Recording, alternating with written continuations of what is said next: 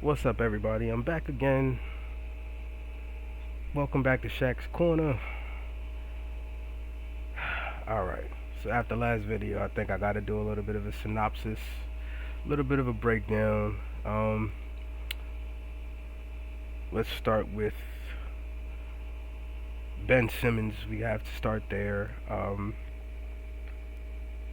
The question was posed to me, who pulled the bigger heist, Kyrie or Ben? Uh, I'll say this.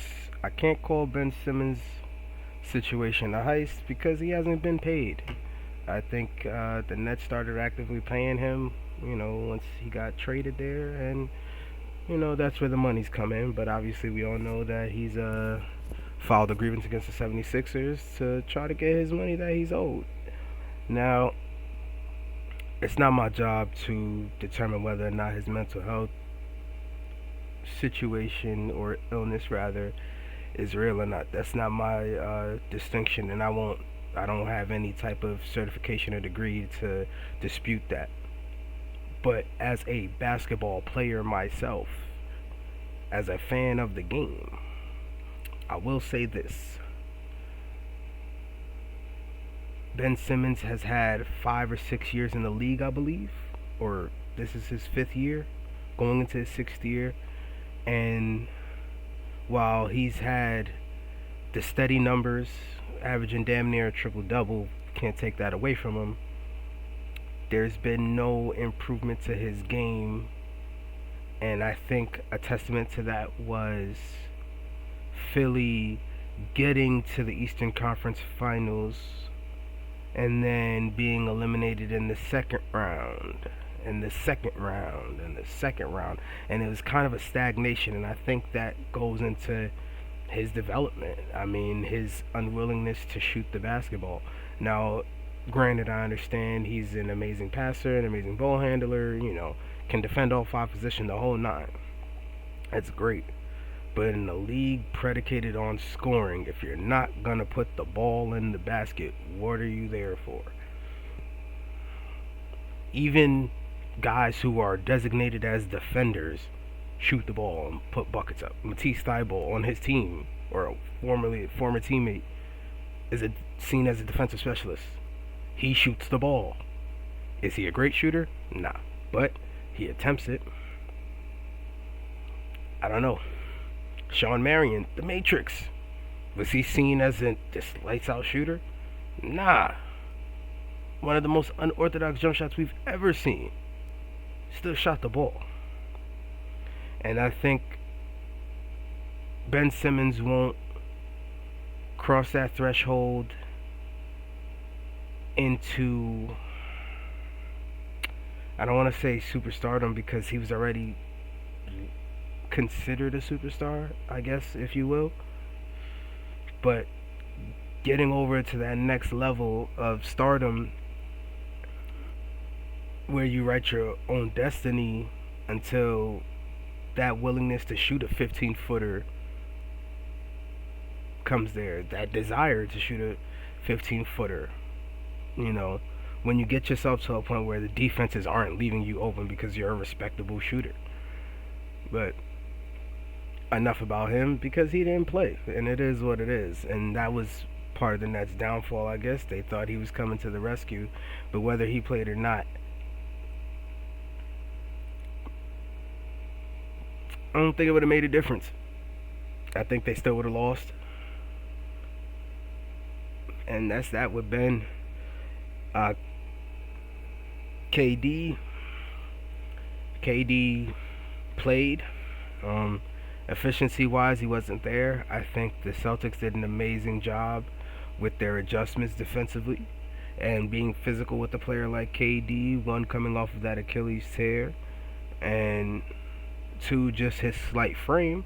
Not saying he's not a strong individual. He's definitely a strong individual, but his slighter frame compared to the people guarding him and the physicality, and then you couple that with an injury which is fully healed at this point, it's safe to assume, but due to that injury, losing some explosiveness, it seems like KD does not have that spring in his step that he had in Golden State, in Oklahoma City.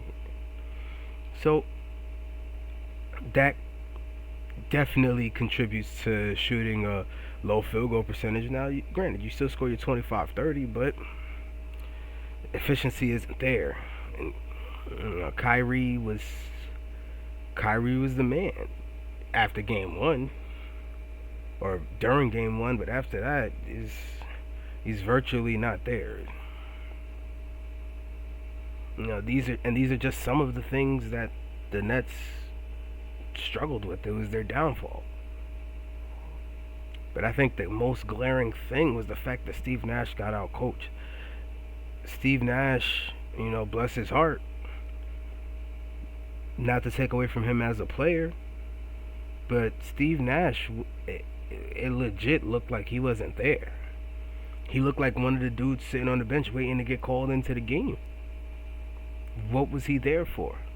There were no in-game adjustments, no stagnant screens, no scattered screens, no off-ball screens for KD, no curl plays, no let KD bring the ball up to force the defense to do something different. No, you run the same sets on the offense and you allow Boston to send 2 and 3 defenders at KD, deny him the ball, and then when he does get the ball, he's surrounded by defenders. As great as he is, if you got 3 different people on you, and listen, 3 different people on you, you getting fouled. I know that. But the refs aren't going to call everything, so we're not going to even talk about fouls and whatnot. But, bro, you had to do something.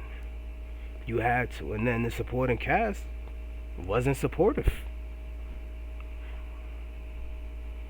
I mean, that's really what it comes down to with the Nets. I mean, like I said in my last video, it's unfortunate. Steve Nash will probably lose his job. Kyrie probably won't get another contract with the Nets, or if he does, it'll be one that he doesn't like. So he'll probably go play elsewhere. KD will probably ask for a trade despite signing a contract extension at the beginning of this season. And Ben Simmons is saying the added pressure from fans and the media of wanting him to play re-aggravated his back, which is a thing. Stress can aggravate back pain. So being center stage in a big market may not be for Ben Simmons. Maybe the best fit for him is a place like Utah, but the fans there are pretty chaotic and toxic as well. So I don't know, but that's something that the Nets could potentially explore, trading Ben Simmons straight up for Donovan Mitchell, because I'm sure he wants out of Utah. Just a thought. I don't know if the money matches. I don't know if Utah would have to include a couple of extra pieces, or if Brooklyn would have to include a couple of extra pieces. But it's an option. It's a small market team.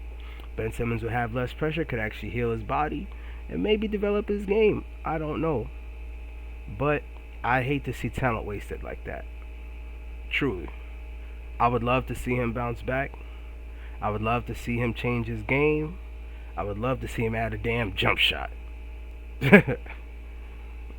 For real. So,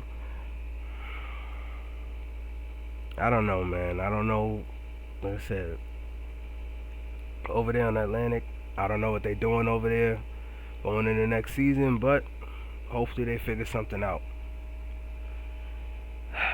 But until then, go sit in the corner, y'all.